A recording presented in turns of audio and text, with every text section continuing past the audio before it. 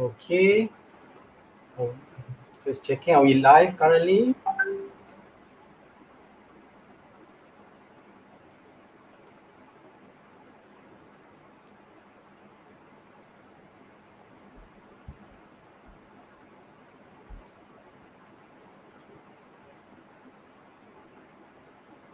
Belum live lagi?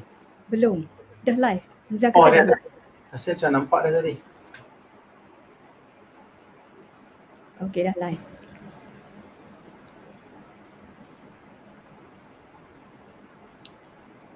Dah live kah? Sudah. Alright. Masya Allah. Itu dia, kita dah live dah. Okay, kita akan share.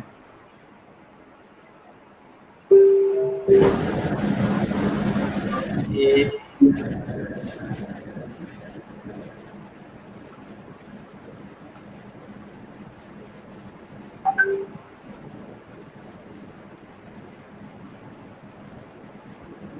Alright.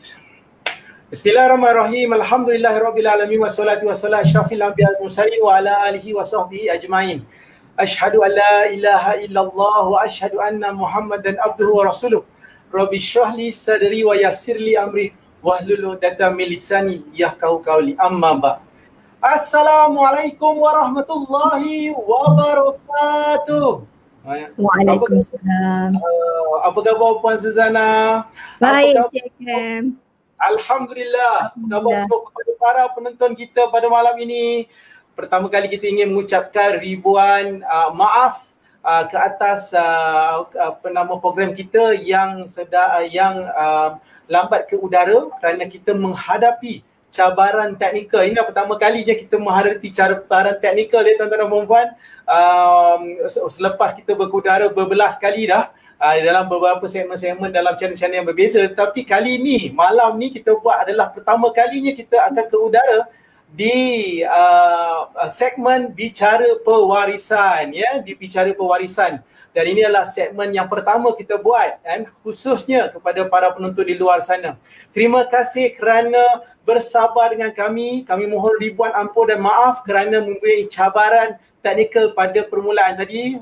Untuk pengetahuan semua, tadi kita sebenarnya dah ready dah menggunakan platform Zoom, tapi hari ini kita ada cabaran untuk ke udara. Kita tukar kepada platform yang lain iaitu platform StreamYard ya. Itulah dia Puan Suzana Inilah cabaran apabila kita nak lakukan sesuatu yang memberikan impak, bermanfaat, dan saya rasa cabaran ni kerana mungkin sebab kita didatangi dengan para penonton yang ingin bersama-sama kita pada malam ini ya tuan-tuan dan puan-puan. InsyaAllah kita bawakan panel-panel yang luar biasa hebat ya tuan-tuan dan puan-puan. Alright, untuk mereka yang telah menonton bersama dengan kami, sila berikan indikasi yang anda sudah pun bersama-sama dengan kami malam ini. Ya, itu dia. Puan Farhana Rashid kata Alhamdulillah. Usaidi kata Waalaikumsalam. Ya, Alhamdulillah. Anis kata Waalaikumsalam. Terima kasih. Berikan like jika anda sudah pun bersama dengan kami. Berikan love banyak-banyak dan sharekan kepada rakan-rakan. Mungkin ramai tadi telah pun menunggu pada jam 9, tapi kita sudah pun terlewat hampir setengah jam, lebih daripada setengah jam. Namun begitu, dengan izin Allah kita dapat bersama-sama ke udara sekarang ini untuk program kita yang pertama, iaitu program Bicara Pewarisan. Bagi anda yang baru menyertai kami dan pertama kali bersama-sama dengan kami ingin mengucapkan tahniah dan terima kasih kerana bersama kami. Untuk pengetahuan semua tuan-tuan dan puan-puan, program Bicara Pewarisan, segmen Bicara Pewarisan yang dibawakan di Kausa Channel ini diperkenalkan khususnya pada hari ini adalah bertujuan untuk menyampaikan kepada masyarakat akan kepentingan pewarisan harta Islam dan untuk memperjuangkan pewarisan ini untuk membantu meningkatkan ekonomi ummah. Tuan-tuan dan puan-puan, sikit latar belakang. Hari ini tuan-tuan dan puan-puan kita lihat yang sebenarnya ramai umat Islam terkesan kerana apabila berlakunya cabaran daripada sudut cabaran COVID-19 ini maka banyak pemilik perniagaan, orang yang bekerja kan akhirnya terjejas. Dan hari ini kita lihat sebenarnya kekuatan ekonomi itu sangat penting. Dan kenapa kita relatekan kekuatan ekonomi sangat penting dengan pewarisan? Kerana kajian menunjukkan bahawa pewarisan adalah punca kekayaan. Kita lihat sebenarnya kajian yang dilakukan oleh Credit Suisse di negara-negara Eropah yang mendapati bahawa yang daripada golongan-golongan yang kaya di sana, daripada 10 yang kaya, mereka dapati 5 ke 8 yang kaya adalah disebabkan apa? Disebabkan harta yang dapat diwarisi daripada satu generasi ke generasi yang seterusnya. Oleh itu tuan-tuan dan puan-puan, kita tahu untuk membina kekayaan ini may take the whole lifetime untuk membina kekayaan. Kan, maka sayang sekali jika kekayaan itu tidak dapat diwarisi. Dan kita lihat daripada contoh kajian menunjukkan bahawa apabila dia dapat diwarisi daripada satu generasi ke generasi yang seterusnya, menyebabkan waris mereka mempunyai ekonomi yang kuat, waris mereka dapat kukuh daripada sudut perniagaan mereka dan juga daripada sudut harta mereka dapat dikembangkan. Malang sekali di Malaysia kita punya cabaran 70 bilion harta yang beku. Dan baru-baru ini kita ada satu convention financial literacy yang mempunyai tetamu-tetamu daripada industri kata pewarisan yang mengatakan bahawa 70 bilion itu adalah satu understatement. Sebenarnya jumlah itu lebih besar. So tuan-tuan dan puan-puan, segmen ini dibawakan khas untuk menyampaikan kepada tuan-tuan dan puan-puan akan kepentingan pewarisan, agar kita ada mempunyai ilmu itu supaya kita dapat bertindak untuk memastikan apa yang anda usahakan semasa hidup ini dapat memberikan manfaat kepada diri sendiri dan juga kepada waris yang disayangi. Kaya dunia, kaya akhirat. Ya, maknanya apa? Kalau dunia ni untuk waris kita, akhirat untuk saham akhirat kita, tuan-tuan dan puan-puan. Betul tak Puan Suzana? Betul Encik Kem, saya setuju kerana kalau tengok daripada kenapa berlakunya harta beku di kalangan masyarakat Islam di Malaysia ini adalah kekurangan ilmu pengetahuan. Kajian menunjukkan sikap dan kejahilan waris-waris itu menyebabkan harta tersebut menjadi beku. Ya, terima kasih Puan Suzana. Itu dia tuan-tuan dan puan-puan. Oleh itu, untuk mereka yang baru bersama dengan kami, saya ingin memperkenalkan diri saya dan seterusnya saya akan memperkenalkan Puan Suzana dan kita punya panel untuk malam ini. Nama saya adalah Kamarul Azhar bin Hashim dan lebih mesra dengan panggilan Kem Hashim. Saya adalah co-founder bagi Kausar Wealth Management, iaitu agensi korporat nombor 1 syarikat wasiah Syok Berhad, iaitu penaju daripada sudut syarikat amanah patuh syariah di Malaysia. Dan bersama dengan saya adalah co-founder Kausar Wealth Management, iaitu Puan Suzana. Assalamualaikum warahmatullahi wabarakatuh. Nama saya Suzana Abu Bakar, bersama-sama dengan Cik Kem merupakan co-founder kepada Kausar Wealth Management Sdn Bhd. Dan kami telah pun berada di dalam industri ini selama 16 tahun untuk memperjuangkan berkenaan dengan keuangan Islam. Jadi di hari ini kami akan lihat kepada dari segi pewarisan harta pula. Ya, tuan-tuan dan puan-puan. So bestnya untuk hari ini apabila kita lancarkan bicara pewarisan ini, tuan-tuan dan puan-puan, untuk segmen kita, episod kita yang pertama bagi segmen bicara pewarisan ini, kita tidak mahu menghampakan tuan-tuan dan puan-puan walaupun kita mempunyai cabaran daripada sudut teknikal tadi kan, kerana kita membawakan anda panel yang luar biasa hebat tuan-tuan dan puan-puan. Dan apakah topik kita pada hari ini? Topik kita adalah harta perkahwinan milik siapa. Now, apa kaitannya dengan pewarisan ni tuan-tuan dan puan-puan?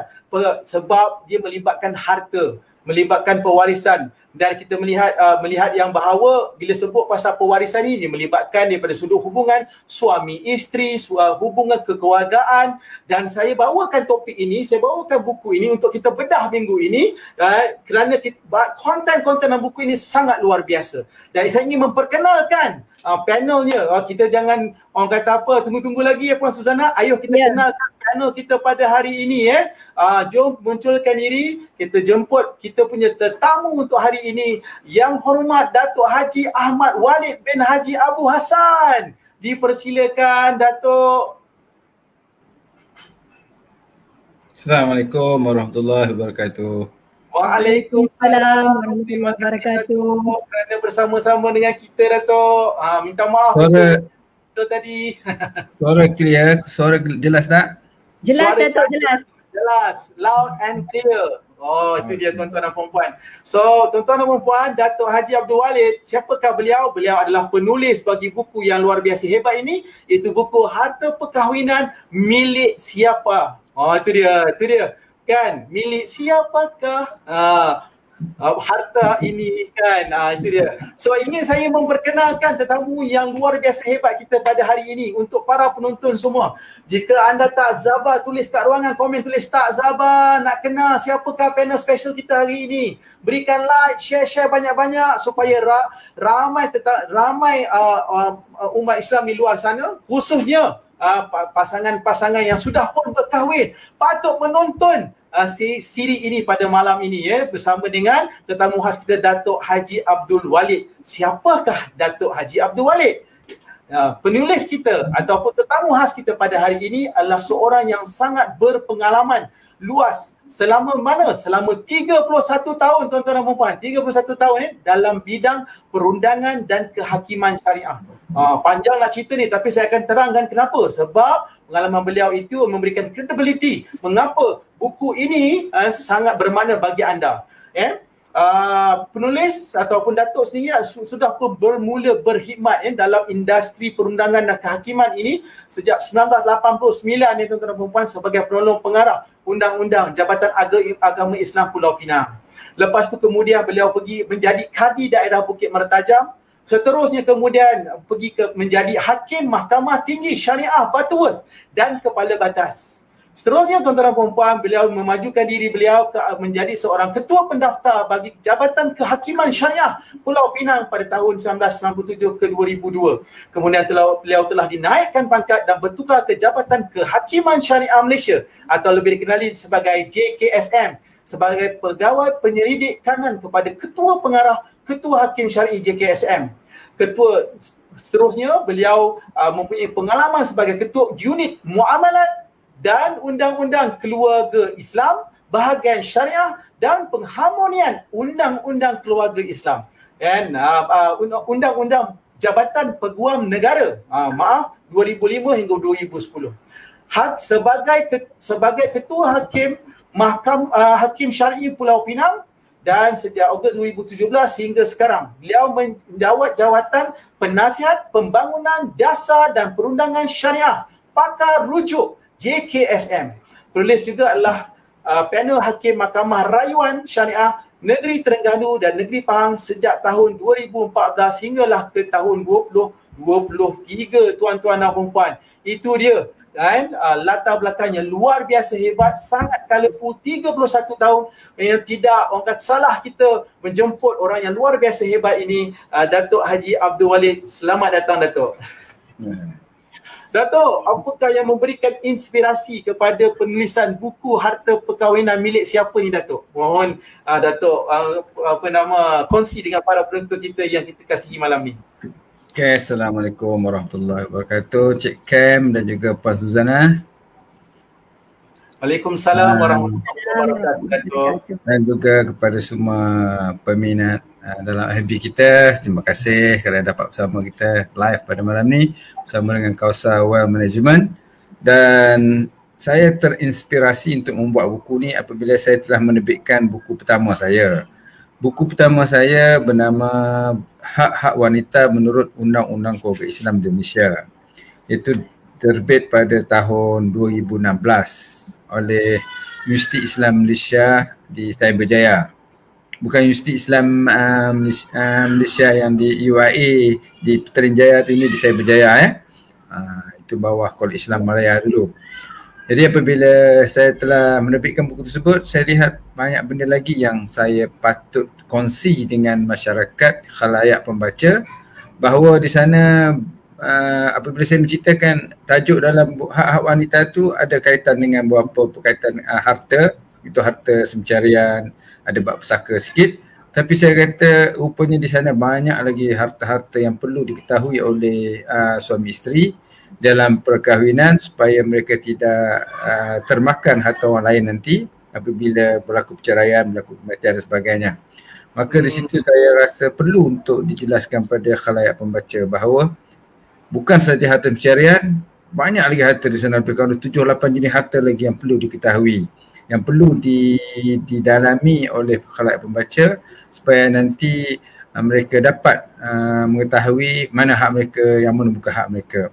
Dan lagi satu, saya lihat di dalam perkahwinan kadang-kadang kita lupa bukan saja suami isteri yang terlibat, dia akan melibatkan bapa mentua, mak mentua, bapa kita sendiri, mak kita sendiri.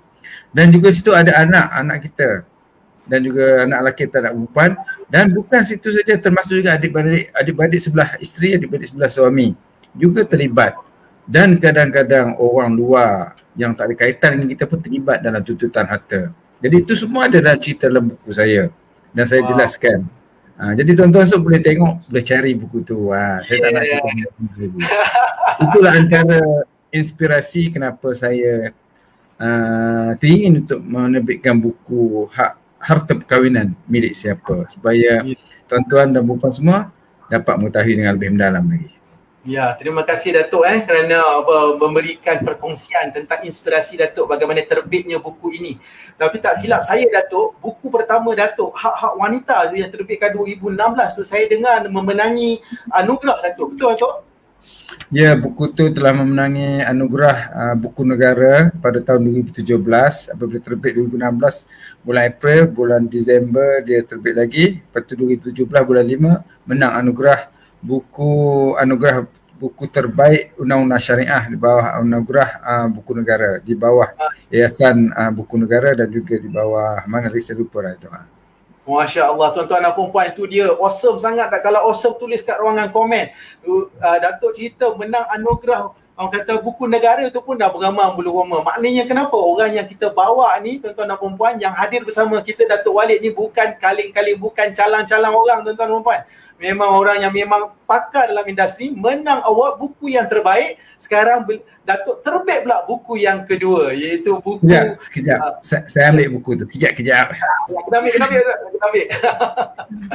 Ya, terima kasih. Ya, awesome sangat. Betul Haji Alin, awesome sangat. Ya, awesome sangat. Hak wanita. Menurut Undang-Undang Keluarga Islam Malaysia. Now, ini dia tuan-tuan dan perempuan, especially para wanita yang menonton pada malam ini, buku ini perlu dapat. Itu dia. Tapi jadi buku ni dah habis dalam stok, dah 2 kali cetak. Saya tengah mencetak untuk kali ketiga. Jadi apabila dah siap cetak, saya akan beritahu boleh dibelilah untuk mengambil ilmu daripada buku ni, insya-Allah. Betul Datuk. Tapi sebelum tu nak dapat buku tu, pastikan bedah dulu buku ni dan dapatkan salinan buku Harta Perkahwinan milik siapa. Sebab dia ada kaitan dengan buku yang pertama tu nanti. Yes, tengok Datuk, buku ni kita orang saya dengan Puan Susan angkat sikit tu, habis orang kata bernota-nota nak menunjukkan betapa seronoknya membaca buku ni, dan konten-kontennya sangat luar biasa hebat, yang relevan, yang mesti tuan-tuan dan puan-puan perlu orang kata selami untuk memahami.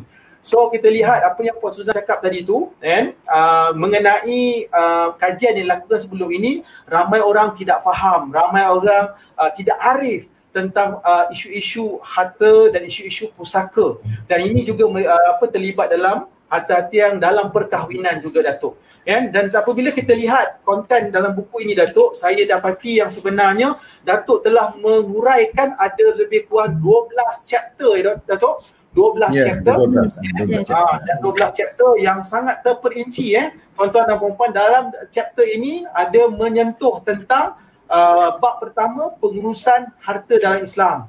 Seterusnya membawa kepada bab kedua, mas kahwin, pemberian dalam pernikahan. Bab ketiga, nafkah diri. Bab keempat, hibah dan harta amanah. Bab kelima, harta wasiat. Bab keenam, pusaka, hukum-hukum dan undang-undang di Malaysia. Bab ketujuh, pengurusan pentadbiran pusaka negeri-negeri di Malaysia. Bab ke-8, harta sepercarian dan isu-isu yang berhubung dengannya. Bab ke-9, muta'ah dan idah. Bab ke-10, hutang piutang dalam perkahwinan dan harta amanah. Bab ke-11, prosedur tuntutan harta perkahwinan di Mahkamah Syariah dan inovasi penyelesaian kes. Dan bab yang ke-12, penguatkuasaan dan pelaksanaan perintah harta perkahwinan di Mahkamah Syariah. So siapa yang saya lihat kat Datuk kat sini, maknanya Datuk kupas daripada sekecil-kecil sehinggalah sekecil-kecil konsep hinggalah sampai pelaksanaan dan tuntutan di mahkamah. Ya Datuk, mungkin Datuk boleh huraikan sedikit Datuk tentang buku ni. Mungkin kita mungkin boleh pergi chapter by chapter ke Datuk? Boleh. Okey. So kalau kita lihat tuan-tuan dan puan-puan, apa yang dinyatakan dalam buku ini sangat relevan sebab dia relate kepada isu-isu harta dan pusaka, dan khususnya harta yang terlibat dalam perkahwinan. And so dalam siri yang pertama Datuk ada menyatakan disebut ada jenis-jenis harta yang termasuk dalam harta perkahwinan. Datuk, dan Datuk nyatakan harta-harta tersebut adalah harta yang bersifat mas kahwin, nafkah diri, harta hibah, harta wasiat, harta pusaka, harta sepejarian, nafkah idah serta mutaah. Banyak Datuk. Yang kita biasa dengar ni, kita biasa dengar harta dalam perkahwinan, orang duk sebut ni harta sepejarian je. Rupanya banyak Datuk. So mungkin Datuk boleh uraikan sebenarnya. Okey, insya-Allah. Jadi seperti mana saya katakan tadi, apabila saya lihat, saya duduk di mahkamah, apabila perebutan tuntutan berlaku antara suami dan isteri di dalam perbicaraan tuntutan di mahkamah, banyak harta-harta yang terbit daripada perkahwinan mereka tersebut. Dan di situ saya cuba turunkan dalam penulisan saya bahawa saya senaraikan dan saya huraikan bahawa harta-harta tersebutlah yang sebenarnya menjadi tuntutan-tuntutan selama ini di dalam mahkamah. Okey, seperti mana saya kata tadi, di dalam bab pertama tu saya jelaskan bagaimana perpindahan harta berlaku. Perpindahan harta boleh berlaku dengan cara jual beli, itu normal biasa. Dan ada juga perpindahan harta berlaku dengan hebah, dengan wasiat, dengan pesaka dan dengan wakaf. Dan termasuk juga perpindahan harta boleh berlaku dengan perintah mahkamah. Jadi yang dalam kes yang kita bincang ni, perpindahan harta berlaku dengan perintah mahkamah. Kalau ada perintah mahkamah berkaitan dengan harta pencarian, perintah mahkamah berkaitan dengan hutang-hutang yang perlu dibayar, ataupun berkaitan dengan nafkah edah, nafkah mut'ah yang tidak dibayar, maka itu jadi hak kepada individu yang mendapat perintah tersebut. Jadi itu saya jelaskan dalam bab pertama berkaitan dengan bagaimana berlaku perpindahan harta-harta dalam Islam. Itu dalam Islam itu boleh berlaku dengan banyak cara yang saya sebutkan tadi. Jadi bila masuk bab kedua, saya mula menceritakan tentang bab apa mula-mula kahwin mesti ada mas kahwin, betul kan? Betul tak Kam? Kam dah kahwin belum? Betul. Dah Datuk. Satu je isteri, 3 orang anak. Yang pertama dan terakhir. Okay. Masa kita akad nikah, aku terima nikahnya Fatimah binti Ali dengan mas kahwinnya seekor lembu ataupun 5,000 saham ASB. Ya. Apa sebagainya. Okey. Kita dah dapat. Okey, dalam bab 2 tu saya cerita tentang mas kahwin dan pemberian dalam perkahwinan. Pemberian dalam perkahwinan ni dikira macam satu hebah tau. Itu satu beri hebah lah. Jadi dalam masa kita berkahwin, masa pemberian dalam, okey saya cerita tentang pemberian ni tadi. Kadang-kadang orang bawa kunci kereta olok-olok, kunci kondo olok-olok masa pemberian perkahwinan. Betul? Betul. Yes, dia panggil mok. Okey. Jadi dalam kena perempuan yang menerima tu dia kena pastikan dalam sijil nikah pemberian tertulis. Apa pemberian tu kena tulis. Sekiranya suami tak bagi lagi tapi sebenarnya dia dah bagi, dah janji, dah ada tulis dalam surat nikah. Apabila berlaku besok, katakan dia dah tunjuk dah cek tadi, tapi dia tak bagi lagi, tapi dia dah diserahkan, dah terima dan sebagainya, maka apabila berlaku perceraian ataupun berlaku kematian, maknanya itu jadi hutang dan itu ada hak kepada si isteri tadi. Kalau dapat dibuktikan benda itu dah diberi dan sebagainya, tidak diserahkan, maknanya dia boleh tuntut dalam mahkamah masa selepas benda itu. Itu saya ceritakan dalam bab kedua tersebut. Menariknya Datuk, mas kahwin adalah harta yang pertama terbit daripada perkahwinan. Betul Datuk? Betul. Sebab itulah harta seorang wanita dia dapat. Okey, betul Suzana ya, dia dapat masa kahwin dia akan dapat 5,000, katakan dalam bentuk ASB contoh dia. Tetapi tiba-tiba suami tak bagi lagi duit ASB tu. Tapi masa akad nikah disebut disimpan ke dia. Dia simpan saja ASB tu, terbit lepas 20 tahun tiba-tiba berlaku perceraian. Okey? Berlaku perceraian, berlakulah tuntutan. Dia kata mas kahwin tak bayar lagi 5,000 dalam ASB itu. Dia tengok buku ASB dah jadi 25,000, 30,000. Dah 20 tahun. Dia dah accumulate kan? Dia tak pernah keluar. Dia dah ada compounding. dah jadi banyak. Macam kita simpan dalam 5,000, kita tengok 20 tahun dah dekat 50,000. Jadi di situ dalam buku saya ni saya ceritakan dalam tradisi dalam kitab-kitab tersebut, macam contoh dia bagi lembu, seekor. Bila dah berlaku, dah lama-lama lembu tu tak diserah pun lagi, dah sampai 20 tahun, lembu dah jadi 10 ekor. Jadi adakah kepunyaan si perempuan tu ataupun kepunyaan lelaki? Adakah pokok tadi seekor saja ataupun dah 10 ekor tadi kepunyaan siapa? Dibincangkan dalam kitab dalam buku ni. Itu dia. Itu menarik tu. Menarik. Kena beli. Saya tak nak cakap tu. Tuan-tuan dan perempuan, itu dia tuan-tuan dan perempuan. Datuk Walid menghuraikan milik siapakah harta yang berkembang tadi tu daripada mas kahwin, daripada mas kahwin tadi tu. Kalau nak dapatkan buku tersebut, sahabat-sahabat rakan-rakan kita akan masukkan pun, dah pinkan pun dekat dalam ruangan komen untuk dapatkan buku tadi. Dapatkan buku Datuk, sila isi dalam borang Google Form tadi tu. InsyaAllah kita akan bantu untuk anda mendapatkan senaskah atau beberapa naskah buku tersebut, kan? Yang buku ini patut dimiliki oleh sama ada anda seorang isteri ataupun seorang suami. Kan? Ya. Jangan ingat Kam dengan Suzana, jangan ingat suami pun tak kena tahu perkara ni, dia kena ambil tahu. Ya, betul Datuk. Saya setuju. Sebab apa, nanti satu masa apabila isteri dia dah meninggal, dia tak bagi lagi mas kahwin tu, jadi hutang. Kalau hutang, mana jadi pesaka kepada si isteri dia, dia tak boleh makan duit tu. Mana dia apabila duit tu dah berkembang, dah banyak, pesaka tu akan jadi pesaka isteri. Apabila pesaka isteri, siapa yang berhak kena tengoklah. Suami ada hak, anak-anak ada hak, mak bapak si isteri pun ada hak. Jadi kalau tak bayar lagi, itu jadi pesaka pada isteri. Kalau suami pula yang mati, maknanya isteri kena tuntut daripada waris-waris dia pula. Dia ada hutang kepada si isteri, betul lah? Dan so bab ni selalunya patutnya ada banyak soalan yang ditanya. Mungkin Puan Su pun ada soalan tentang mas kahwin ni. Mungkin betul. Datuk, saya ada soalan sebab tadi Datuk bagi tahu suami pun sebenarnya perlu tahu tentang ilmu tentang mas kahwin dan pemberian dalam perkahwinan ni. Sebab berlakunya persepsi yang salah ataupun salah faham terhadap mas kahwin. Sebab ni kita ada dapat soalan yang diberikan bila kita memberikan taklimat-taklimat di kalangan masyarakat.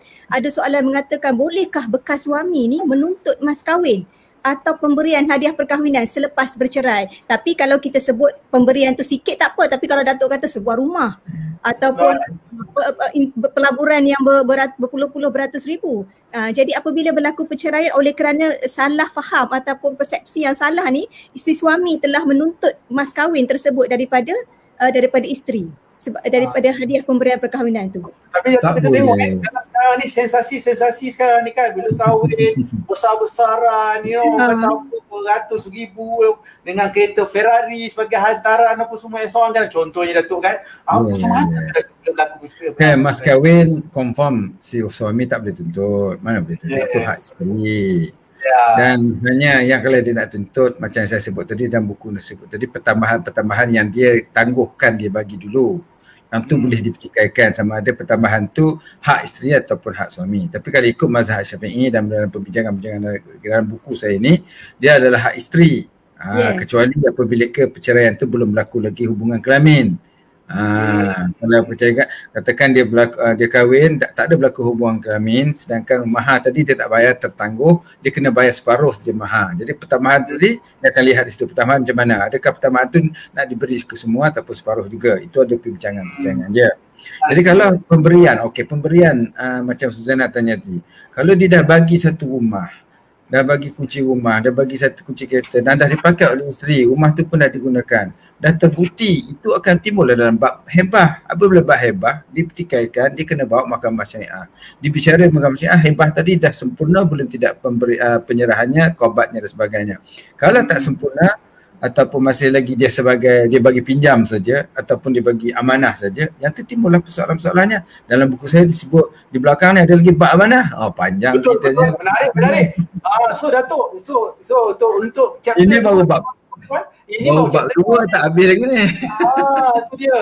Yen SK tanya bagaimana kalau buat loan kereta di bank atas nama suami, kalau suami meninggal tiada auto loan, bagaimana nak uruskannya? Selalu menjadi masalah kerana isteri atau waris diburu oleh pihak bank. Ini dah jadi bahagian pusaka dah Datuk. Ini section. Tapi bab mana ni? Ini bab dipanggil bab harta pusaka. Chapter 6. Okey ya, kita akan sampai ke chapter 6 sikit lagi, kita akan jawab soalan tu. Tapi saya tertarik kepada chapter atau bab yang ketiga Datuk. Sebab bab ketiga selalunya orang kata mempersoalkan, dah banyak sentimen-sentimen mengenai perkara ini. Bab 3 dalam buku ini tuan-tuan dan puan-puan, buku apa? Buku Harta Perkahwinan yang anda perlu dapatkan ni ialah menceritakan tentang nafkah diri. So saya percaya Puan Su ada soalan untuk Datuk bagi nafkah diri ni. Nafkah diri untuk tengok kalau kita tengok dekat muka surat 46 buku ni di mana disebutkan suami hilang kemampuan atau hilang. Soalannya sini, kalau suami hilang keupayaan mencari rezeki seperti cacat kekal atau mentally disabled kan, boleh tak tuntut nafkah ke atas keluarga suami tersebut? Okey. Itu bagus, soalan yang amat menarik untuk dijelaskan supaya orang di sekitar kita ni tahu apa tanggungjawab dia. Okey. Apabila suami disable ataupun mentally ataupun dia physically dia tak mampu untuk beri nafkah, dan sedangkan isteri masih taat pada suami, dia tak mau mohon cerai dan sebagainya, dia masih lagi nak hidup dengan suami dia, ataupun suami hilang tak tahu pergi mana. Lepas kahwin setahun, 2 tahun, 4 tahun, 5 tahun, tiba-tiba dah royuk tak pergi mana, kita tak tahu, dah hilang dia tinggalkan isteri tak mau tutup basah, masih kekal dengan kehidupan suami isteri. Siapa yang wajib tanggungjawab? Kalau dalam Al-Quran surah Al-Baqarah sebut wa alal warisi mislu zalika. Siapa dia? Ke atas waris adalah yang demikian juga tanggungjawabnya. Siapa waris dia? Yang pertama, Puan Suzana, kalau tuan-tuan nak tahu dalam buku ni ada sebutkan. Yang pertama, yang waris utama lah mestilah bapa kepada bapa. Bapa kepada bapa, maknanya bapa mentua si isteri ni. Sebab apa? Suami dia tak bagi makan, bapa dia wajib memberi makan kepada anak menantu dia. Menarik ni Datuk. Sebab apa? Sebab Datuk cerita tadi, rujukan dia pada dalil dalam Al-Quran mengatakan bahawa kalau dia mewarisi maka dia juga mempunyai tanggungjawab. Yes, kalau dia nak harta pusaka, dia pun bertanggungjawab untuk memberi nafkah. Dia tak boleh terima pusaka saja. Okey. Betul Datuk. Selain daripada bapa, siapa lagi? Kalau bapa tak ada. Okey, bapa tak ada, dia turun kepada siapa? Turun kepada adik-beradik si suami. Abang suami, adik-beradik lelaki, abang ataupun adik lelaki. Mereka ni lah yang bertanggungjawab untuk beri nafkah pada ipar dia ni tadi dan juga anak-anak saudara dia tadi. Ini dah ikut line wali Datuk Yes, ikut perwalian. Dah tak ada, kalau dah tak ada adik-beradik lelaki, si ibu sebapa, adik-beradik lelaki sebapa, dia pergi pula kepada anak-anak saudara, kepada si perempuan ni tadi, maknanya anak saudara pada suami dia, anak saudara lelaki. Lepas tu naik pula kepada bapa saudara lelaki ni. Lepas tu berutun anak-anak kepada bapa saudara ni, last sekali barulah tak ada semua orang ni, Baitul Mal lah yang wajib membayar nafkah kepada dia. Tapi kita tengok dalam masyarakat hari ni Datuk, banyaknya apabila berlaku kematian, contohnya berlaku kematian kepada suami ataupun berlakunya orang kata ketidakupayaan kepada si suami tadi apa semua, nampaknya si isteri dengan anak-anak tadi tu orang kata merana lah kan. Apatah lagi dalam cabaran suasana COVID-19 sekarang ni Datuk, yang apabila mereka diberhentikan kerja lah, mereka bisnes lingkup atau bisnes terpaksa ditutup, maka kita dengar cerita sekarang ni ada yang tidur dalam kereta kan, mana tidur bawa anak, ada 5 orang anak kat belakang tidur kat dalam kereta sebab tak ada tempat tinggal. Lepas tu kena keluar, dia kata kena keluar daripada rumah pak mentua dia kata kan. Patut pak mentua wajib menanggung tu, mana boleh pak mentua keluarkan dia daripada situ. So ini yang keluar dalam berita tadi. Dia keluar daripada rumah. Obviously ada isu lah kan. Tetapi ini yang keluar dalam viral. Dia tak tahu hukum lah tu. Hukum kata tadi alal warisi mislu zalika yang saya sebut tadi. Itu dia tuan-tuan dan puan-puan bukan saja ingat kalau lelaki dapat, wali dapat, pak mertua dapat kan. Kalau kata ada anak perempuan saja, adik-beradik si suami dapat, maka dia juga datang dengan tanggungjawab. Best kena dah baca buku ni tuan-tuan dan puan, bab 3 memperhalusi. Datuk menghuraikan siapakah daripada golongan tersebut yang bertanggungjawab. Soalnya Datuk, nafkah anak tak sah taraf. Contohnya di bawah tanggungjawab siapa pula Datuk? Kalau nafkah anak daripada anak macam tu. Okey. Nafkah anak okey, tanggungjawab nafkah yang utama ialah daripada bapa. Macam mana saya sebutkan tadi, kalau bapa tak ada, bapa tak upaya, dia naik kepada bapa dan juga lain waris-waris sebelah lelaki. Okey, itu adalah anak yang sah taraf. Kalau anak tak sah taraf, kepada dalam agama Islam, anak tak sah taraf ni ditanggung oleh ibu dan bapa biologi. Kalau dia membela bersama dalam undang-undang dan dalam hukum syarak, dia wajib menanggungnya. Dia dah ambil anak sebagai tanggungjawab dia, sebagai anak dia, dan dia mengaku itu anak dia, dia tanggung jawab dia untuk memberi nafkah juga. Dia tidak boleh lari. Dia tak boleh kata aku bukan anak sahtera aku, mana aku tak wajib. Tidak. Apabila dia dah bela duduk sekali dengan dia, itulah kewajipan dia. Dan kalau tak ada waris-waris, terpaksalah Baitul Mal akan menanggungnya. Baik. Okey, macam ada soalan tadi kata kalau bapa dia tak mampu. Datuk tadi tak mampu, tapi dia ada anak yatim ni, tidak ada abang yang dah besar dan dah bekerja. Mana abang dia tadi wajib menanggung adik dia tadi. Itu salah satu lain dia lagi lah. Sebab apa? Dia pun akan berhak dapat pesaka. Administrator tolong keluarkan komen tadi tu. Ada soalan tadi tu daripada Puan Nuraini tadi. Jadi dia kata tadi anak yatim tu bapa saudara tak mampu, tapi anak yatim tu ada abang yang dah bekerja, maka abang tadi wajib menanggung adik dia yang kecil yang anak yatim tadi. Sama lain dia tersama juga pergi ke situ. Ya, tapi hari ni kita tengok ramainya orang kata tutup mata buat-buat tak tahu je Datuk Inilah mencabar. Masa nak dapat pesaka dia berebut. Betul je lah masa pesaka tu lah dia nak. Tidak tu dia tak nak pun menanggung kesusahan-kesusahan anak yatim tadi. Okey, berapa lama tempoh masa pendengar untuk membuat tuntut nafkah, sama ada bercerai hidup atau bercerai mati? Masa bercerai hidup pun boleh, bercerai mati pun boleh tuntut nafkah kalau nafkah tu masih belum dibayar dan tertunggak. Nafkah isteri dia tanpa perlu mendapat perintah mahkamah. Kalau dia tak bayar, itu adalah hutang yang perlu dibayar oleh suami. Tapi kalau nafkah anak, dia kena ada perintah mahkamah. Selagi perintah mahkamah tak ada, dia tak boleh tuntut. Baik. Datuk, boleh ke anak-anak tadi tu menuntut nafkah bagi pihak ibu mereka kalau ibu mereka dah meninggal pula? Yang tu kalau dah meninggal, selalunya kalau ibu dah meninggal dia tak tuntut lah dah. Baik. Tapi anak boleh menuntut nafkah dia sendiri. Itu dia. Kalau dia kata anak tu bawah umur, katakan anak dia sebelum balik tadi umur dia 15 tahun, kalau dia nak tuntut boleh, tapi dia kena carilah peguam. Kalau mak dia dah tak ada, siapa tak ada, tapi bapak dia ada, dia cari bapak dia orang yang ada duit dan sebagainya, dia boleh tuntut.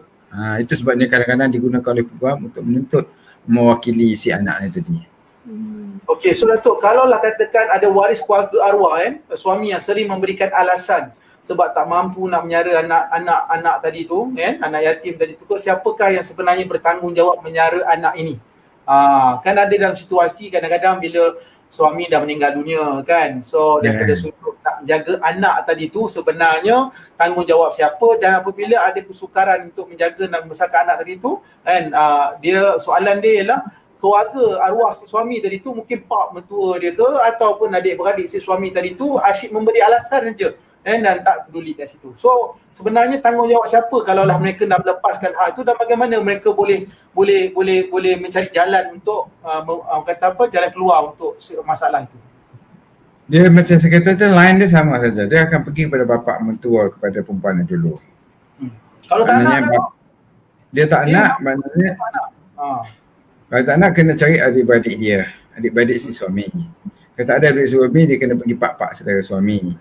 Dan bukan dia bukan boleh tak nak, dia kena diperintahkan oleh mahkamah. Kalau mahkamah perintah, dia tak boleh kata tidak.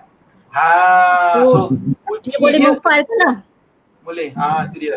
Dia kena pergi ke mahkamah syariah memfailkan permohonan supaya dia mendapatkan nafkah dan dapatkan apa-apa perlu untuk menyara anak yatim ni tadi.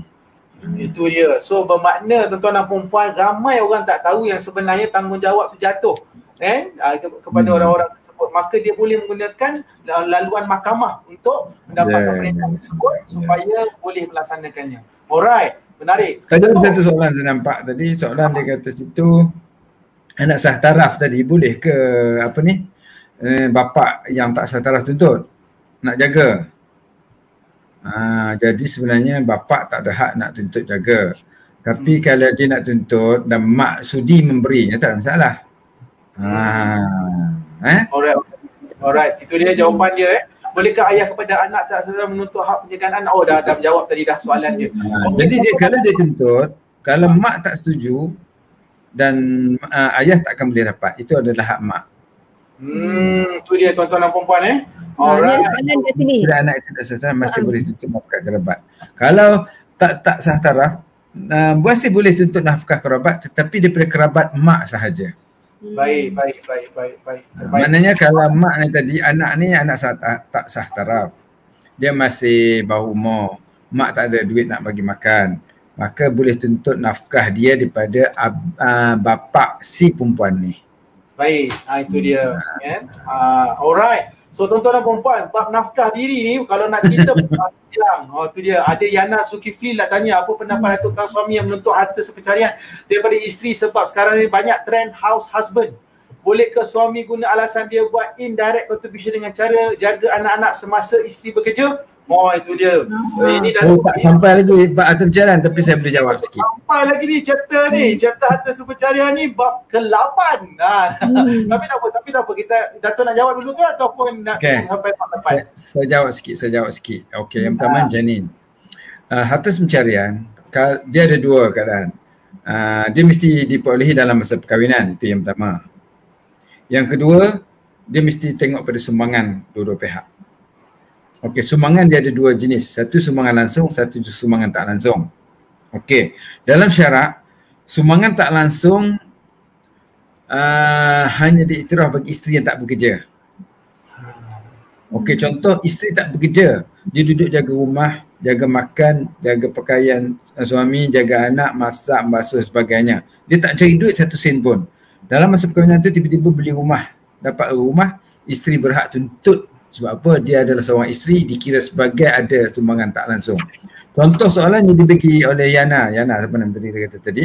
Yana Zulkifli. Suami jadi Mr. Mama Mr. Mama, itu dia Mr. Mama. Okey, dia jaga rumah. Dia duduk rumah masak, dia hantar isteri bekerja, dia jaga anak, dia hantar anak pergi sekolah. Itu dah kewajipan dia. Dia bukan itu bukan indirect dia punya contribution dia, bukan indirect contribution dia. Itu dah kewajipan dia. Dia tak boleh tuntut nanti disebabkan itu dia kata dia berhak atas pencarian. Tidak, itu bukan tak diiktiraf oleh syarak. Okey. Datuk, kalau satu lagi nak tanya Datuk berkenaan sebab sis Datuk masuk ke atas pencarian ni, redha tu dituntut sebagai atas pencarian ni Datuk. Memberikan redha pergi bekerja. Jadi harta-harta yang dimiliki oleh isteri hasil pekerjaan tu dia kata dia tu boleh dituntut sebab dia membenarkan isteri bekerja. Dia membenarkan isteri bekerja tapi dia tak nak bekerja. Dia tak nak bekerja. Tak boleh. Okey. Tak boleh. Itu namanya memakan hasil isteri. Itu dia. Tuan-tuan dan puan-puan, tengok ni, ini jawapan straight daripada hakim dan juga pakar rujuk tuan-tuan dan puan-puan. Ini dia. Suami tidak membayar nafkah diri kepada isteri ketika bersama, adakah isteri boleh tuntut daripada keluarga bekas suami? Jika kematian suami, isteri perkahwin baru, adakah terlepas tanggungjawab keluarga suami untuk mencari anak-anak yatim kerana mereka mempunyai bapa tiri baru? Anak-anak yatim tetap kena wajib disara oleh keluarga sebelah suami. Bukan suami baru. Itu dia. Suami baru tak ada kaitan apa-apa. Tak ada kaitan. Itu dia. Kecuali dia reda untuk menanggung nafkah dia, tak ada masalah. Baik. Kalau dia kata aku ambil engkau dengan anak-anak sekali dan aku akan tanggung engkau dan juga anak-anak engkau, itu keredaan dia dan kehendak dia sendiri. Tetapi kewajipan utama anak-anak tersebut adalah keluarga pada suami yang lama, keluarga suami. Tuan-tuan dan puan, ini kalau cerita nafkah ni tak habis-habis ni. Kalau kita tengok buku. Pastikan tengok dalam ruangan komen, ada sahabat saya masukkan, pastikan dapatkan buku, daftar terus, make sure ada satu buku senaskah. Sebab kalau anda dapat satu buku senaskah ni, mungkin sesi seterusnya anda boleh bertanya kerana ada untuk soalan-soalan yang lebih menarik lagi tuan-tuan dan puan. Okey, kita pergi kepada bab yang seterusnya. Puan Susana ada soalan untuk hibah ataupun harta amanah. Ini topik yang sangat menarik yang sangat hibah amanah, harta hibah dan hibah amanah. Okey. Silakan Susana. Okey, untuk harta hibah ni Datuk ada tuliskan di sini dalam page 87 ni. Isu kenapa perlu berhibah tadi, sebab kadang-kadang hibah tu merupakan satu penyelesaian kepada perancangan tersebut. Kalau dalam page 87, isu tanah yang kecil, dia sebenarnya adalah lebih baik Datuk tulis itu dihibahkan, lebih ekonomik dihibahkan kepada penerima tertentu berbanding dipecah-pecahkan kepada lebih ramai waris-waris tadi. Jadi dia hilang nilai ekonomik tadi. Betul Datuk? Okey, betul. Nanti saya sedikit mana kita hebah ni bukanlah menidakkan pesaka. Kadang-kadang orang kata hebah ni akan menidakkan harta pesaka. Tapi banyak dalam keadaan tertentu, ada orang tak sempat nak menguruskan harta dia, jadi pergi pada harta pesaka. Dia tak sempat pun nak urus dengan cara nak bagi amanah, nak hebahkan, nak buat wasiat sebagainya. Sibuk bekerja, tak sempat nak buat apa-apa, mati. Maka pergilah pada pesaka. Tak ada masalah. Pesaka ikutlah 1/4, 1/8, 2/3, 1/2, 1/3, ikut yang telah ditentukan oleh syarak. Tapi kalau dia sempat untuk menguruskan harta, nak urus dengan cara baik, maka dia boleh buat hebah. Okey, dia buat hebah. Hebah dia bagilah hebah dah awal-awal. Anak perempuan berapa, anak lelaki berapa, dia dah bagi sesiap. Dan isteri dia berapa dan sebagainya, harta-harta ni. Rumah sini, anak isteri punya. Rumah sana dah buat transfer dan buat sebagainya. Kalau harta tu dalam harta berjaga, dia pun boleh buat. Sekarang ni semua boleh. Dia boleh buat hebah bersyarat, dia boleh buat hebah amanah dan sebagainya. Benda-benda tu semua dibenarkan oleh syarak sekarang ni. Jadi kalau katakan hebah tadi menidakkan pesaka, tidak. Sebab apa? Saya lebih cenderung seperti mana saya sebutkan oleh Suzana tadi, kalau tanah tu kecil, kalau pesaka ada 10 orang, tanah ada seekar, tak ekonomik kan? Jadi eloklah dia hebah kepada seorang, lepas tu dia bagilah nilaian daripada orang lain dan sebagainya. Itu boleh diuruskan dengan cara baik.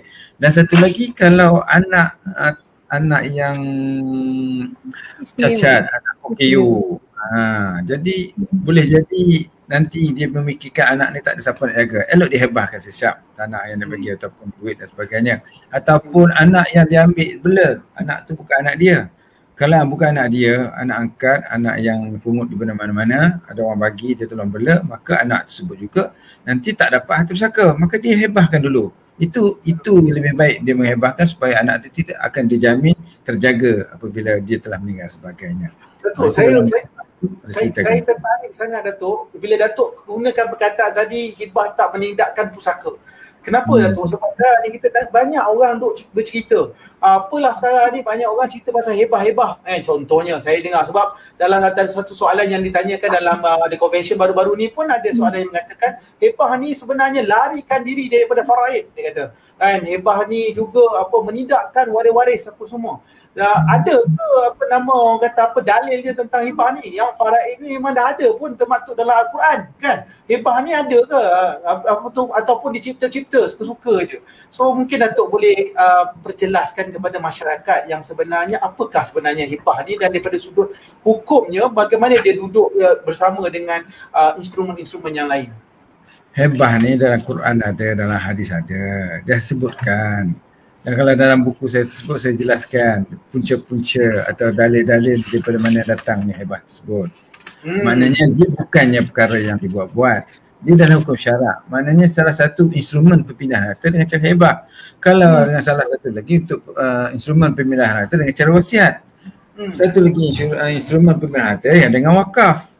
Kan itu semua cara-cara nak pindahkan harta. Jadi masa hidup kita ni diberi hak untuk menguruskan tasarruf harta kita. Maka kita boleh buat dengan cara apa-apa pun. Kita nak wakafkan, nak wasiatkan, nak hebahkan. Kita nak buat amanah pun boleh dan sebagainya. Kalau kita tak sempat nak uruskan cara itu, kita biarkan dengan cara faraid, itu pun salah satu cara. Sebab apa kita kata-kata kita tak nak bising-bising, tak nak apa-apa, kita nak tunggu aku mati nanti biarlah keluarga aku uruskan dengan cara faraid. ada dah Tuhan bagi dah cara mana nak uruskan dengan baik kalau dia mati. Kalau dia hidup, ada cara dia. Ini dia hidup, masa hidup, ada buatlah dengan cara hidup. Kalau dia tak nak uruskan masa hidup ni, dia bagi, dia tunggulah dia mati nanti, biarlah pesaka uruskan. Itu semua Tuhan bagi dah. Dan Quran ada dan hadis ada. So tak salah lah Datuk kalau dia nak merancang semasa hidup. Kalau dah ada Rasulullah sebut, dia kata memberilah hadiah dan hebahlah sekali kamu berkasih sayang. Dalam Quran pun disebut banyak lagi. Tapi Rasulullah pun kata kalau nak bagi sama-sama anak, dia kata tasawi baina auladikum, naklah kamu sama ratakan antara anak-anak kamu. Ada macam-macam lagi. Maknanya boleh buat benda tu. Tak ada salahnya sebab dah ada hukum dia di situ. Datuk, tadi Datuk sebutkan tadi hibah dan perkembangan semasa tadi kan. Datuk sebutkan hibah, salah satunya hibah harta bercagar. So adakah betul, maksudnya adakah dia merupakan salah satu daripada di bawah perkembangan hibah dan perkembangan semasa ni, memandangkan kebanyakan daripada pasangan suami isteri ni membeli rumah dan masih dalam berhutang kat dalam rumah itu. Jadi adakah dia boleh dihibahkan rumah tersebut kerana hibah dan perkembangan semasa ni? Saya tengok Datuk mengupas banyak instrumen-instrumen baru kan? Amanah. Kalau saya di Mahkamah Syariah ni, saya dah membawa banyak kes berkaitan dengan hibah yang harta bercagar. Masa di Pulau Pinang ada satu kes saya bawa. Lepas tu di Terengganu pun ada, di Perak pun ada. Dia telah membicarakan tentang harta bercagar. Adakah ada pendapat asal dulu dalam kitab lama mengatakan bahawa naklah memohon kebenaran daripada orang yang memegang cagaran. Sekarang ni orang yang memegang cagaran adalah bank. Tapi dalam sistem kita, bank tak ada bagi pun kebenaran. Tetapi dalam sistem yang baru, dalam kitab-kitab yang baru disebut bahawa kita ada mengadakan MRTA. Kan, MRTA itu takaful, ada gada janji dan sebagainya. Jadi apabila hak orang yang membangun negara terjamin apabila berlaku sesuatu kepada hak tersebut, maka dia boleh untuk dihebahkan. Sebab apa? Benda itu terjamin dan tidak menyebabkan orang yang memegang negara hilang hak dia apabila orang yang menerima hebah tadi tidak membayar dan sebagainya. Jadi benda tu ada dah diputuskan oleh Mahkamah Syariah dan juga ada diputuskan oleh dalam SAC Bank Negara dan sebagainya. Jadi benda tu tak ada jadi kesusahan pada masa ini apabila benda tu telah diputuskan oleh Mahkamah. Apa kesan langsung fatwa Selangor berkaitan harga bercagar yang berlatarkan baru ini kepada percayaan berkaitan hebah dan Mahkamah Syariah? Dari segi apa yang berubah? Okey, apa benda lah saya tak apa nak clear fatwa yang baru ni? Tak ada. Saya rasa fatwa yang baru ni mengatakan nama di Selangor, boleh menghibahkan tanah bercagar lah kan. Manakala kesannya Mahkamah Syariah lebih mudah lah apabila ada fatwa. Sebab apa fatwa yang boleh dijadikan menjadi satu undang-undang. Apabila dah jadi undang-undang, Mahkamah akan terikat dengan undang-undang. Tak ada masalah. So tidak timbul lagi isu-isu daripada sudut nak harta bercagar ni boleh tak dihibahkan ke tidak, Datuk, sebab dah keluar fatwa pula oleh Selangor kan. Jika hibah, tadi soalan tu dah dijawab si rumah tadi masih berhutang boleh dihibahkan, Datuk dah menjawab soalannya boleh tuan-tuan dan puan. So maka hari ini perlulah merancang kalau nak memberikan sesuatu harta itu kepada orang lain semasa hidup menggunakan kaedah hibah. Okey, dua dibeli sebelum kahwin, satu jadikan sebagai rumah kelamin. Suami masuk cuci kaki, satu lagi disewakan. Rumah satu seluruhnya dibayar oleh isteri, satu rumah dibayar kebanyakan oleh isteri. Kadang-kadang sahaja suami. Bila bercerai, suami tuntut rumah-rumah sebagai atas perceraian. Apa peluang suami? Memang pencarian punya peminat banyak kat sini. Datuk, ni kita kena buat satu topik khas harta pencarian nanti. Betul. Ya. Suami dan isteri kerja, suami tak bagi nafkah alasan isteri bekerja, malahan suami suruh isteri share bayar komitmen rumah, kereta secara berkongsi pula. Adakah suami ini berdosa? Masya-Allah. Tu dia. Dosa ni Tuhan tentukan, kita tak tahu kan. Tapi kalaulah dia clear nampak dia melanggar hukum, Tuhan dah beritahu orang melanggar hukum ada dosa kan. Jadi nak tentukan ada calit dosa berapa banyak kedai kita tak tahu lah berapa banyak kan. Betul. Okey, sebelum tu Datuk, kita nak pergi daripada hibah so mana hibah halas. Mana kita tahu hibah itu boleh berhibah atau bercakap boleh, memang dah diluluskan di mahkamah juga dalam kes-kes yang Datuk mention tadi tu. Okey, kita cerita. Datuk dalam bab yang kelima Datuk cerita tentang wasiat. Dah apa bezanya wasiat yang Datuk cerita kat dalam tu berbanding dengan wasiat yang biasa kita tengok kat luar sana yang bukan Islam buat wasiat? Okey, wasiat saya ceritakan sikit dalam bab tu, bukan sikit banyak cerita tentang wasiat. Saya ada ceritakan perbezaan antara wasiat, hebah dan wakaf. Betul. Itu. Dan kalau kita tengok wasiat, hebah dan wakaf berbeza. Kalau wasiat maknanya dia buka kuasa selepas mati dan hebah berkuasa masa hidup. Jadi kalaulah dia berhebah dalam masa maradul maut, masa sakit nak mati, hukum dia nanti jadi kepada wasiat, dia tak jadi hebah. Itu pun ada saya jelaskan di situ. Dan dalam tu juga saya ceritakan wasiat ni adalah kepada bukan ahli waris. Kalau ahli waris dia dah ada hak untuk dapat pusaka, jadi tak perlu diwasiatkan. Dan wasiat pula tidak boleh melebihi daripada 1/3. Kalau kita nak katalah kita sayang sangat pada anak angkat kita, kita nak wasiatkan pada dia harta tu 1/2 harta kita semua. Kita ada harta kita kira-kira semua ada 4 juta. Kita nak bagi 2 juta pada anak angkat, tak boleh sebab dah melebihi 1/3. Dia kalau ada 4 juta, anak angkat kita dapat 1 juta je. 3 juta lagi ada untuk waris. Dia tak boleh tinggalkan waris dalam keadaan kepapaan. Tak boleh. Ya, tak boleh. Jadi dalam wasiat sebenarnya ialah berkaitan harta-harta yang kita nak bagi untuk buat kebajikan, bukan untuk pada ahli waris. Kalau ada dapat mengatakan bahawa kalau bagi wasiat pada ahli waris, sah wasiat tersebut dengan syarat waris tadi membenarkan harta tersebut diwasiatkan kepada adik dia atau orang lain. Tapi kalau ahli waris lain tak setuju, tak sah waris tu, wasiat tu tak akan jadi wasiat, tak boleh dilaksanakan. So, menarik soalan apa yang Datuk nyatakan tadi. Untuk pengetahuan semua Datuk baru mention tadi, wasiat adalah kepada bukan waris dan tidak boleh melebihi 1/3.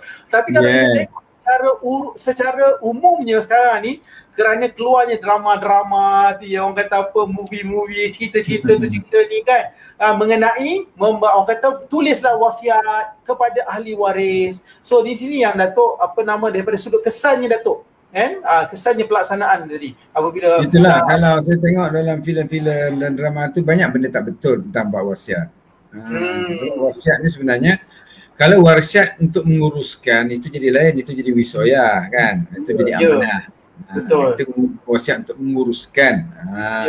Tapi kalau wasiat kan nak bagi harta ni kepada ahli waris, dia tak jadi, dia tak boleh. Dia hanya boleh mewasiatkan pada orang bukan ahli waris. Terutama sekali pada anak angkat ataupun anak tak sah taraf, ataupun keluarga-keluarga dia yang bukan menerima pesaka. Contohnya mungkin adik-beradik perempuan dia yang uzur, dia ada anak lelaki, ada anak perempuan. Tapi kalau dia meninggal, adik-beradik dia tak dapat sebab anak dia ada.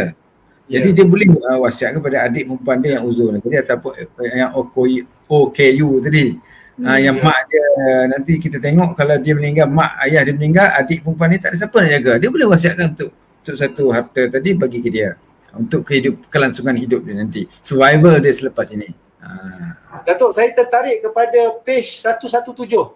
Dalam buku Datuk, page 117, dalam perenggan yang ketiga tu, Datuk ada ceritakan tentang kes Datuk di mana wasiat yang dibuat dan dia memberikan kepada menulis wasiat lah kepada ahli warisnya telah dibawa ke mahkamah dan kemudian wasiat itu tidak dapat dilaksanakan. Mungkin Datuk boleh huraikan maksudnya daripada sudut kes tu Datuk secara ringkas. Maknanya wasiat dalam kes Siti binti Yatim lawan Muhammad Nur bin Bujai, betul ya?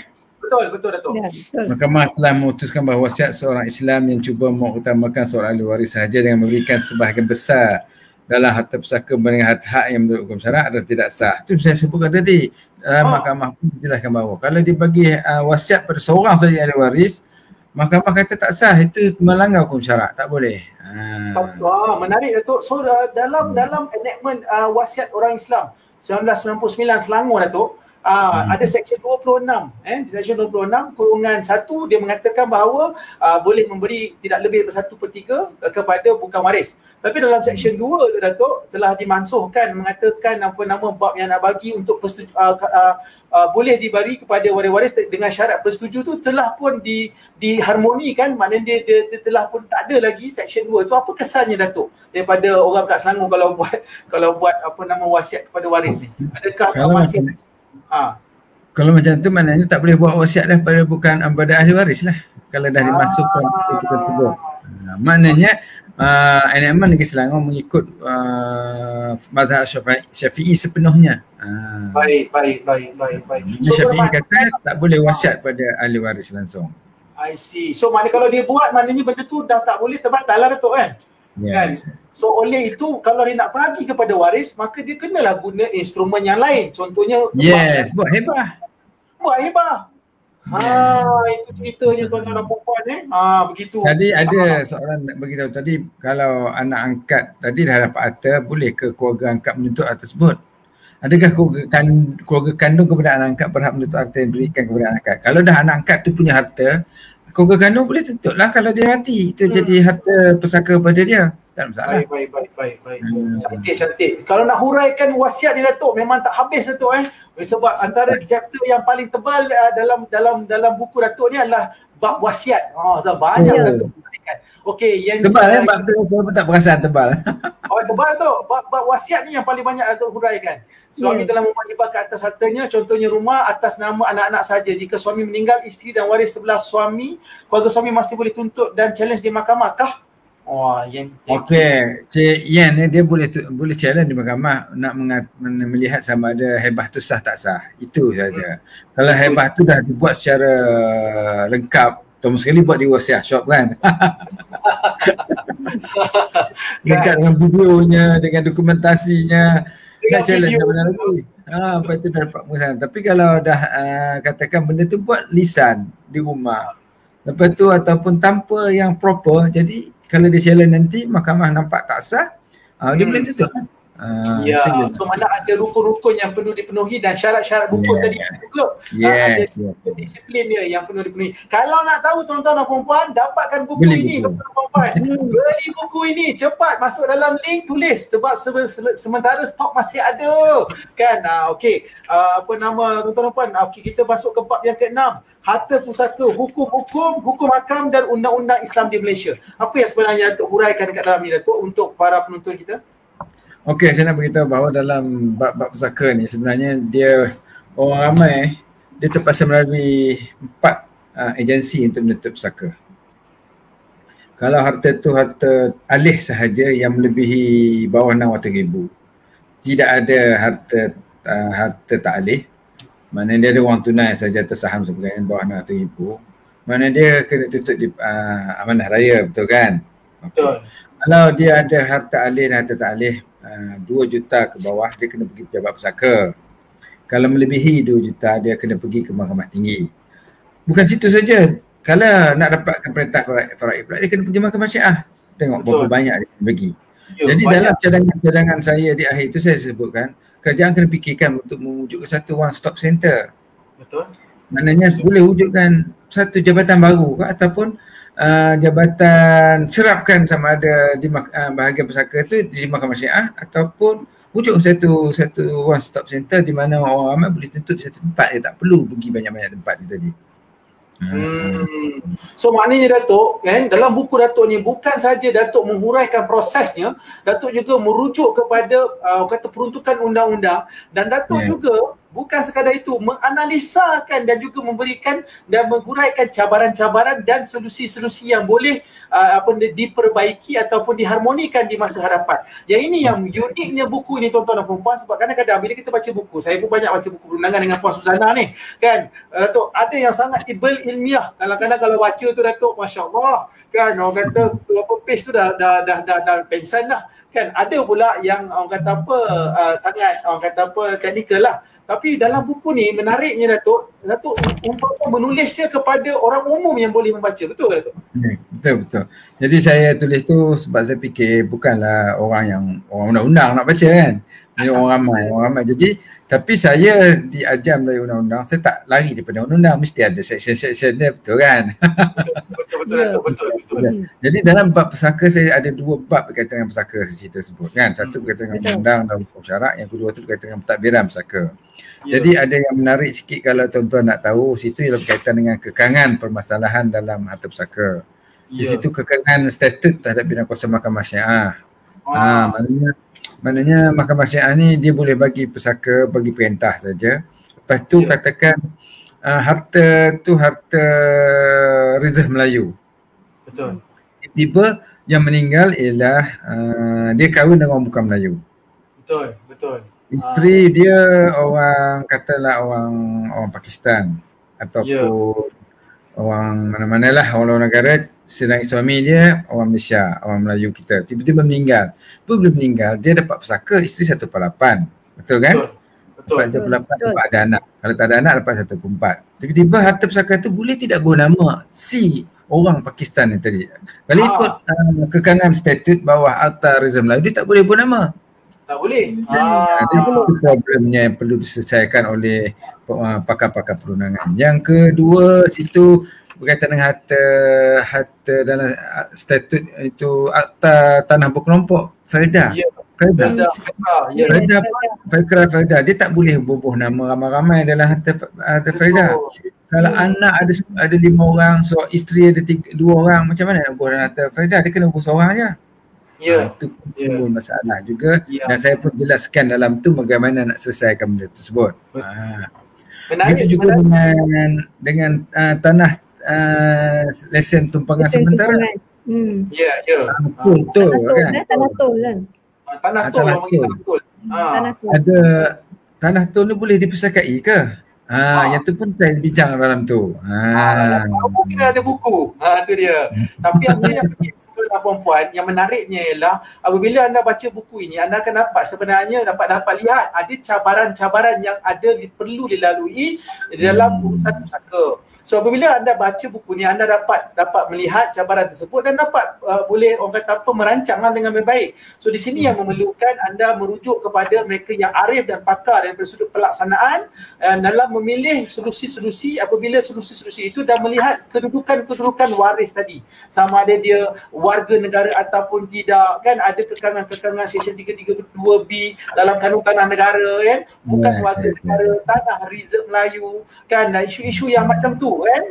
Itu yang kadang-kadang ada anak pula bukan warga negara, contohnya lahir dekat UK ke apa ke, macam mana kan, ataupun dia berkahwin dengan orang Sabah Sarawak sebagai contoh, Datuk. Betul tak, Datuk? Ada kes orang yang ada tanah di Semenanjung, tetapi kahwin dengan orang sana. Boleh tak isteri tadi mewarisi tanah reserve Melayu kat belah Semenanjung pula? So isu-isu yang itu juga terlibat, dan pastinya jika anda ada buku ni, anda akan mendapat jawapan. Tetapi kita nak masuk bab yang menarik ni. Puan Suzana tak sabar ni. Bab yang dia tunggu-tunggu, bab harta sepencarian. Itu dia. Itu dia. Okey, bab harta sepencarian, Puan Suzana mungkin nak mulakan soalan dia. Betul. Harta sepencarian ni perbincangannya panjang, Datuk, tentang harta sepencarian ni untuk menuntut antara suami dan isteri yang banyak kita jumpa. Kalau dekat sini kalau ditanyakan, kadang-kadang ditanya bentuk harta yang boleh dituntut sebagai harta sepencarian ni. Adakah harta tu ada spesifik harta ke, harta tertentu ke, atau semua harta tu boleh dituntut sebagai harta sepencarian sepanjang perkahwinan tu? Okey, dalam perkahwinan dia apabila wujud saja harta yang diperolehi dalam masa berkahwin, akad nikah je hari ni, katakan bulan 2010 kahwin, 2020 nanti, dalam masa 10 tahun tu apa harta yang telah diperolehi, tak kisahlah harta apa-apa pun ya. Macam Puan Zuna tanya tadi, adakah harta alih maksudnya? Confirm lah harta tak alih, tanah, rumah kan, itu dah confirm, kita tahu. Kereta pun harta boleh termasuk harta pencarian, harta alih, wang tunai dalam saham ataupun dalam bank, ataupun satu lagi gantai emas, gelang, semua tu termasuk di situ. Datang dalam syarikat perniagaan. Juga termasuk ke saham-saham dalam syarikat. Itu semua tu boleh dimohon sebagai harta pencarian. Dan apabila berlaku perebutan dalam tu, maknanya kena tentukanlah bahagian sumbangan masing-masing yang saya sebutkan tadi. Sumbangan dalam buku saya ni saya sebutkan bagaimana pembahagian sumbangan, ya. Dia ada sumbangan secara langsung dan sumbangan tidak langsung. Okey. Kadang-kadang isteri ni dia jadi isteri sepenuh masa tanpa apa-apa sumbangan langsung. Tapi dia hanya ada memberi sumbangan tak langsung sebagai isteri yang taat setia menjaga keluarga dia. Sehingga suaminya dapat mencari rezeki dengan senang dan banyak harta dikumpulkannya. Maka apabila berlaku perceraian dan sebagainya, isteri ini boleh tuntut harta perceraian berdasarkan sumbangan tak langsung dia. Walaupun dia tak bagi satu sen pun duit. Apatah lagi, apatah lagi dia dah ada jadi isteri yang tak setia. Tapi dia ada sumbangan lagi tambahan dia keluarga dia ni keluarga orang yang berpengaruh.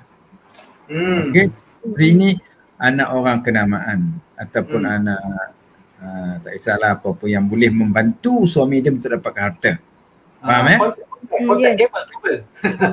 dia guna pengaruh dia, bapak dia ataupun keluarga dia. Jadi dia boleh dapat harta. Itu satu cara lagi. Dan jadi dia pun lawyer pun banyak kawan dia sebab dia sama belajar tu membantu untuk menguruskan urusan mendapatkan harta sebagainya. Itu pun dah dapat satu sumbangan. Sumbangan dia sebagai isteri dan sumbangan dia tadi sebagai menggunakan pengaruh keluarga dia dan pengaruh kawan-kawan dia tadi pun itu telah menambah bahagian yang dia layak untuk dapat harta pusaka. Okey, itu dua keadaan. Yang ketiganya apabila dia menjadi seorang isteri yang tak setia, menjaga keluarga sebagainya, tetapi dia bagi sumbangan langsung pula dia bekerja. Nama tu, nama rumah tu adalah nama bersama. Lepas tu dia bayar separuh, suami bayar separuh. Lepas tu pula kalaulah dia tak bayar pun tapi dia guna nama dia, nama tu risiko pada dia supaya dia guna nama. Okey, dan juga ataupun dia gunakan tempat kerja dia, bank tempat kerja dia memberi kemudahan untuk dapatkan pinjaman perumahan. Okey, isteri ini kerja bank, maka itu sumbangan langsung yang amat besar juga. Yang dapat 4% yang begitu murah. Kalau ambil di sana mungkin 4%, 5%, dengan dia tempat kerja dia dapat 2% lagi murah kan. Jadi di situ sumbangan langsung dia campur dengan sumbangan tak langsung dia boleh mendapat lebih 50%. Ya, Datuk ada soalan tu, adakah isteri yang nusyus berhak untuk tuntut atas pencarian kalau dia ada buat sumbangan secara langsung? Boleh. Nusyus tak jadi sebab untuk menidakkan harta pencarian. Nusyus hanya menidakkan nafkah diri dia saja. Okey, menarik Datuk. Ada soalan ni, Ansari tanya, jika suami isteri dah buat deklarasi harta secara awal-awal, adakah mahkamah akan semak semula deklarasi dan minta bukti sumbangan? Saya suka ni bab soalan ni Datuk sebab merujuk pada page Datuk 183 Datuk ada berceritakan dalam section dalam page 183 tentang orang kata apa, kadar-kadar daripada pengalaman 31 tahun Datuk dalam industri kan, ada kadar 25%, ada kadarnya sampai ke 33%, ada kadar yang lebih. Tetapi menariknya tu Datuk aku cerita kat situ, dia juga merujuk kepada section 122 dalam manajemen kan Datuk. Menandakan bahawa dia kena membuktikan juga. So dalam soal bukti tadi tu yang Ansari tanya tadi, macam mana tu Datuk? Okey, itulah saya kata tadi. Saya dah cerita tadi macam mana kadar-kadar tu boleh dapat lebih atau dapat sikit kan. Jadi kalau macam soalan yang mula tadi kata suami jadi Mr. Mama. Mahkamah Islam tak iktiraf. Dia tu nak tuntut atas pencarian sebab dia jadi Mr. Mama, tak iktiraf. Tapi kalau isteri jadi Miss jadi Mama, confirm lah dia boleh tuntut sebab dia memang Mama. Jadi kalau dia dah declare awal-awal masa mula-mula kahwin harta pencarian dan disetujui bersama, mahkamah tak akan pertikaikan kecuali kalau perjanjian tersebut memberat sebelah ataupun menghalalkan yang haram, mengharamkan yang halal, yang tu mahkamah akan tengok. I see. Ada tak sedang perjanjian? Okey, dalam satu-satu perjanjian ataupun syarat-syarat yang kita setujui, kadang-kadang suami isteri bersetuju dengan itu dengan ini. Mahkamah akan lihat persetujuan tersebut. Adakah persetujuan itu tidak menghalalkan yang haram atau mengharamkan yang halal? Maknanya dia tengok situ. Adakah berlaku ketidakadilan dan sebagainya. Kalau mahkamah lihat benda tu ikut syarat, mahkamah akan terima je persetujuan itu. Baik. Sebab dalam nizam syarat dalam kitab disebut peraturan dalam menentukan syarat. Baik.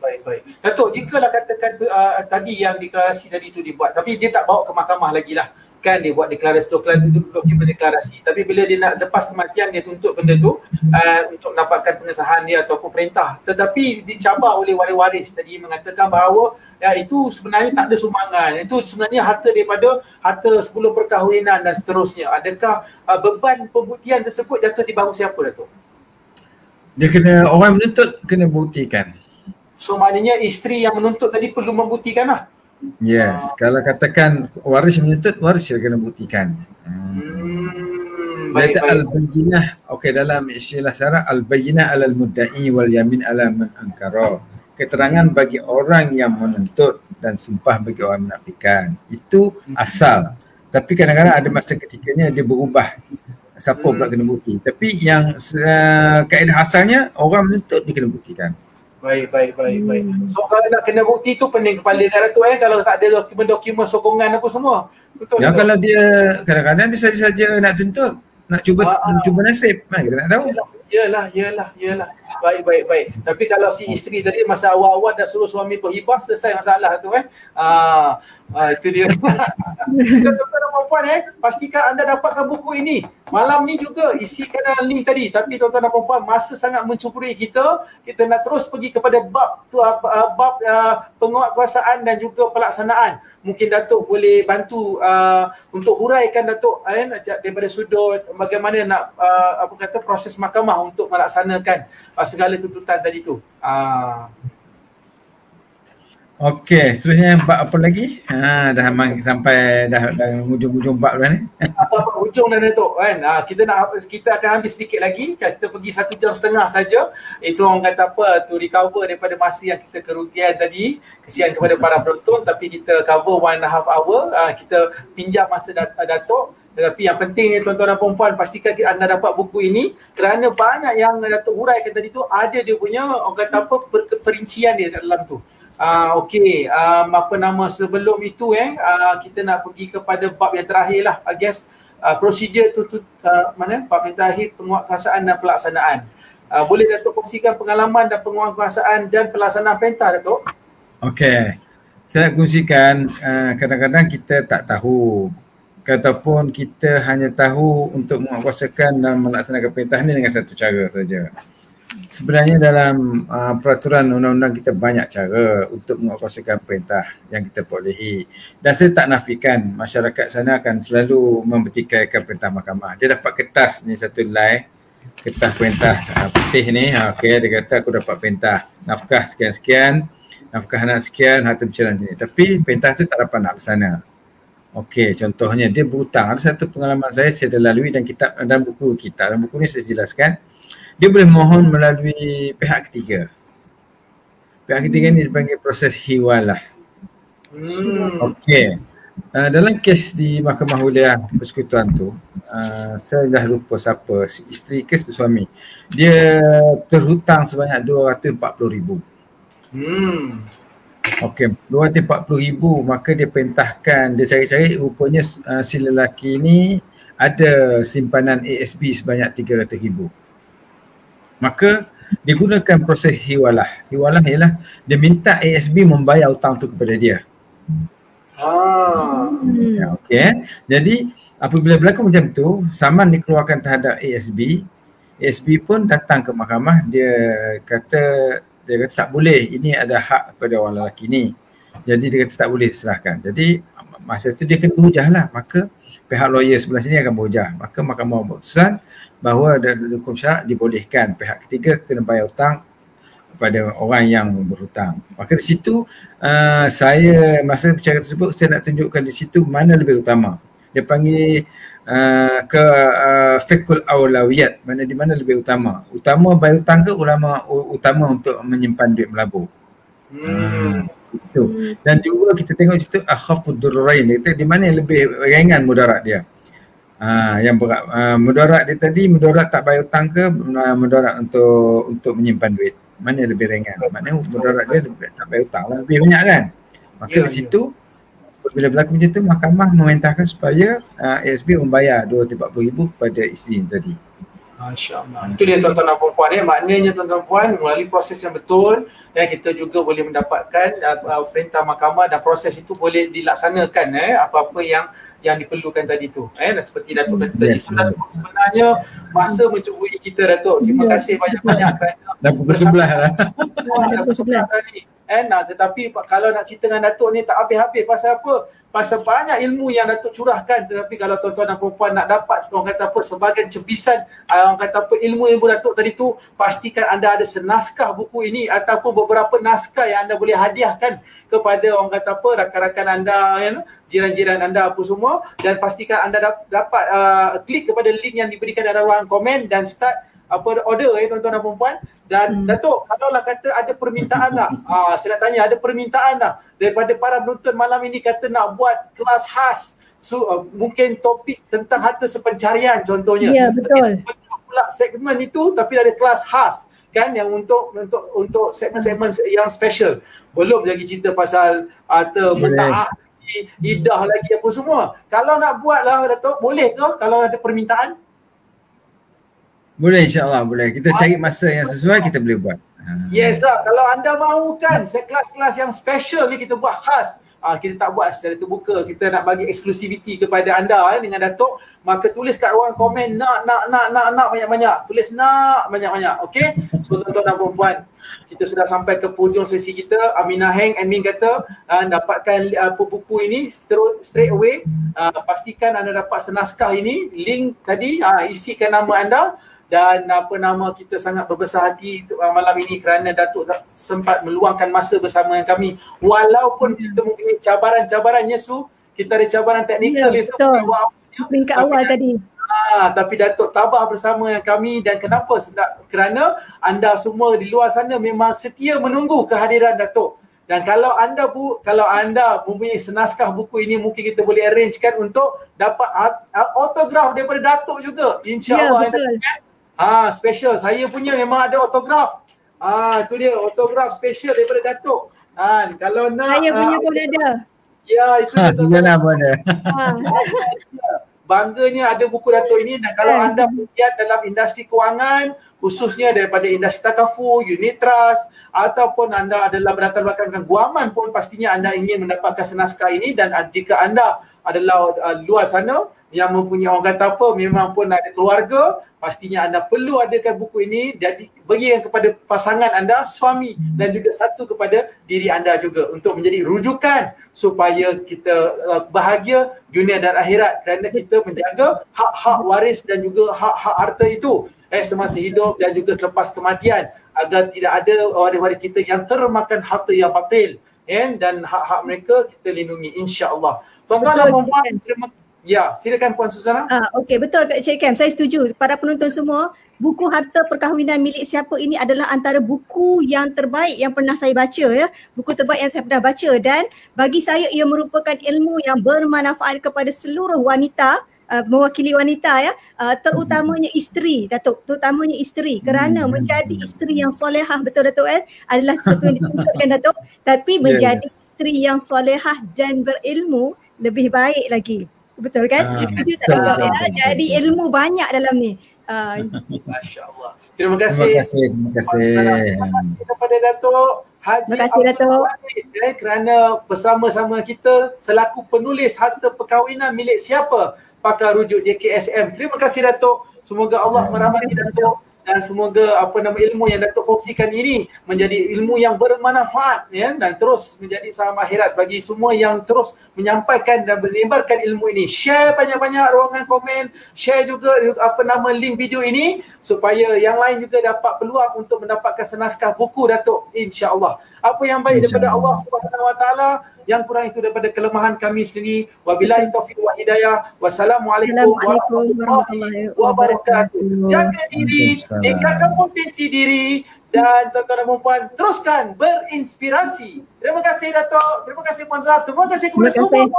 Terima kasih Cik Ken. Terima kasih Datuk. Assalamualaikum warahmatullahi wabarakatuh.